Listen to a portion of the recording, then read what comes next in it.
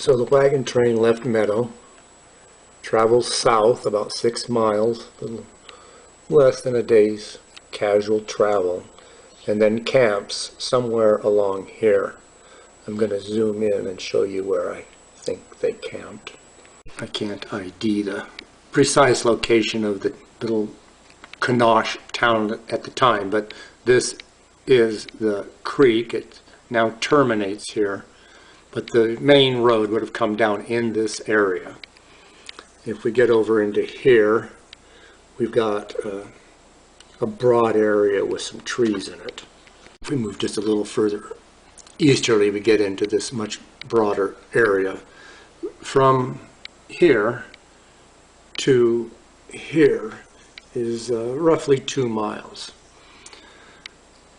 So my guess is the train would come down into either this area or this area, so you could have some shade and rest. Unfortunately, the Mormons were there, and no less than George Smith and Hamblin and some Paiutes that were being manipulated, and they were going up north.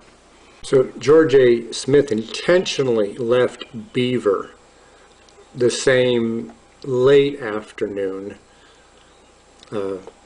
so he could get up here at night, knowing that the train was coming south, because he had lots of Mormon spies telling him where the train was. The train is coming south. It camps, I would assume, on this side, the north side. This clown Smith moves up here. It's 40 miles. So at some rate, we'll say 8 miles an hour, he needs 5 hours to get from Beaver up to Corn Creek. He gets there sometime between 9 and 10 p.m. And of course the Fancher train is camped there. Now why would George Smith do that?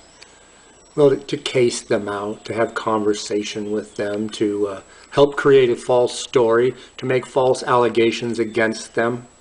You had a presence with them. They're dead. They can't defend themselves. So you say whatever you please because it suits your purpose. So Fat Boy George comes up here, camps with the train, near the train, about 150 feet away at the most. So there's some discussion that anthrax may have been here, and something did occur. Somebody did die, whether it was a fellow named Proctor or not. Somebody may have died, and it may have been anthrax, but it certainly wasn't arsenic, and it certainly wasn't the Fancher Baker train, and there were many such incidents happening at that time. If there was anthrax down in here, it's probably still here. A diligent person, if I could get out there, I'd do it myself. I'd research it, how to test for, look for these, for the anthrax spores that could still exist in this area. And keep in mind that there were apostate Mormons in this train, and at least 25 Mormons traveled with this train at different times along the path between Fort Bridger down to Mountain Meadows. My estimate is there were at least 6 apostates in here at the time.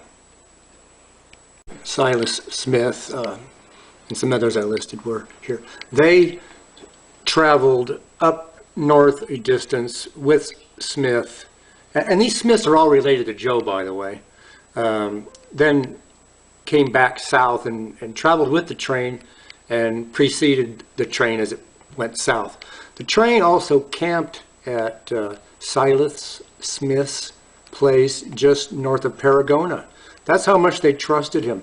And himself says he took supper with them.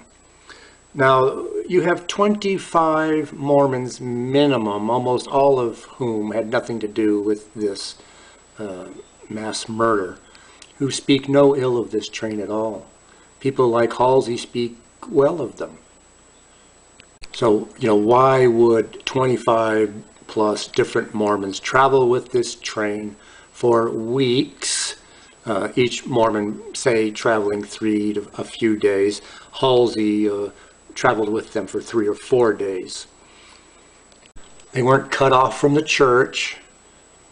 They befriended the Fanchers and made them feel so secure that they traveled for days with the Fancher train.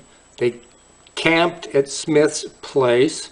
They obviously had to ask him for advice.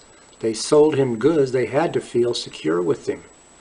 Yet he was probably, Silas, the person that preceded the train and spread the rumor of murdering Indians with poison at the creek. That's what you call a high degree of low cunning. If all these Mormons are traveling, don't you think one of them, possibly an apostate, would warn the Fancher Baker train of the conduct of the Mormons, as if you aren't smart enough to figure it out for yourself? So none of these things that are alleged to have occurred ever occurred, or other Mormons, besides the murderers who traveled with this train, other Mormons would say bad things about them, but only the murderers that traveled with this train speak ill of them. And if this train was the kind of train the Mormons say it was, why was the train allowing so many Mormons to travel with them? Yeah. So now we're looking at Corn Creek and the water that's in it. This photograph is from June. Yes, June. Just last year. And just as then in August, it was August 25th, it was about 15 feet wide and it's a couple feet deep. Yet it's alleged that this train had a barrel of arsenic with them, 50-gallon barrel, we'll say. And they dumped it in this creek of flowing water and then poisoned some cattle and killed some Indians. 50 gallons of arsenic, or your favorite poison, wouldn't do anything in here because the water is flowing. Let's say you had a 50-gallon barrel of arsenic because the Mormons said you did. Would you really want to travel 1,500, 2,000 miles with a barrel of arsenic just so when you got into Mormonia, you could poison some Indians in the middle of nowhere? So here's some more water. We're getting closer to the camping spot. Okay, here's more water. Okay, now we're in the area where they would have camped. The heavy wooded area is just to the right of here. And what you see here is water. And this little white is water that splashes into here and then comes out and goes into this little aqueduct and goes underground. Maybe that's a little easier and more obvious. Now there's some photographs you can look at the end to see some of this. Here's the splashing water with the underground aqueduct. Corn Creek comes in through here and then it's been terminated. We don't know exactly where it flows, but my topo map shows it kind of going up this way. So it may have been slightly diverted at some point. And when you're down in here, if you follow this stuff around, you can see that this area has been altered to allow the free flow of water. It's being farmed. So now we're standing at the southeast corner of Kanosh, where the Corn Creek terminated, where I showed you a moment ago. I'll just turn this a little bit.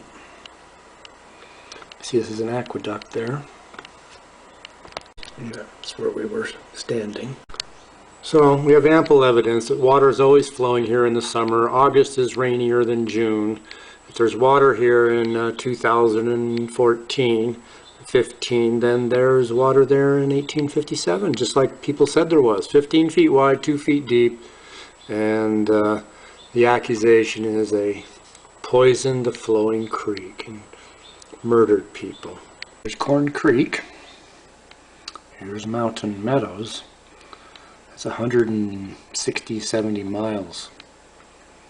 The allegation is that the wagon train murdered Indians by poisoning an ox in a creek.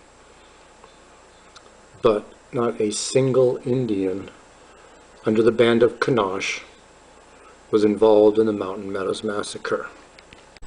Not one.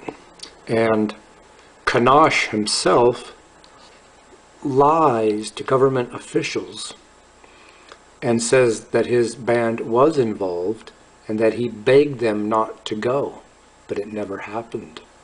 And when Cain came into town and was going north. He spoke with Kanosh, and Kanosh lied and said what I've just told you. And then from Corn Creek down to Parowan is about 75 miles.